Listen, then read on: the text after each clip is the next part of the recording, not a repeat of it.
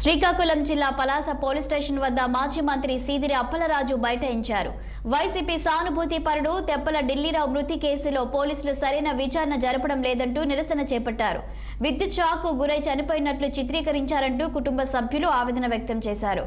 అయితే ఢిల్లీరావుని హత్య చేసి కరెంటు షాక్ గా క్రియేట్ చేశారంటూ ఆరోపణలను అప్పలరాజు కొట్టిపారేశారు.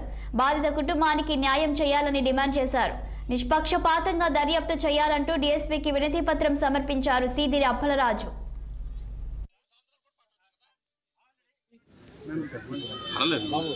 డిఎస్పీ గారికి ఒక రిప్రజెంటేషన్ ఇవ్వటం జరిగింది. తెప్పల ఢిల్లీరావు అనేటటువంటి ఒక వ్యక్తి, ఉద్దానంకు సంబంధించినటువంటి వ్యక్తి 2-2.5 నెలల క్రితం అనుమానాస్పదంగా మృతి చెందినాడు. అందరికీ తెలిసింది, అన్ని పేపర్లో కూడా వచ్చింది, ఎలక్ట్రానిక్ మీడియాలో కూడా వచ్చింది. దీనిపైన ఉద్దానంలో పెద్ద చర్చ జరిగింది.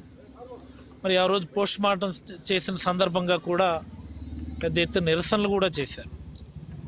ఆ రోజే పోలీసులు చెప్పారు, ఈ అనుమానాస్పద మృతికి సంబంధించి విచారణ చేసి మీకు వివరాలు వెల్లడిస్తాము, సహకరించండి అని.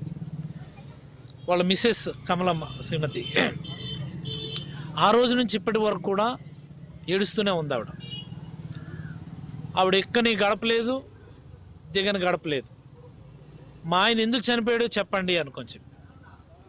ఆ తర్వాత కూడా ఒక 3 సార్లు 4 సార్లు మన డిఎస్పీ గారికి వందల సంఖ్యలో, 10ల సంఖ్యలో కాదు, వందల సంఖ్యలో ఉద్దానం వాసులంతా వచ్చి రిప్రజెంటేషన్ ఇవ్వటం జరిగింది.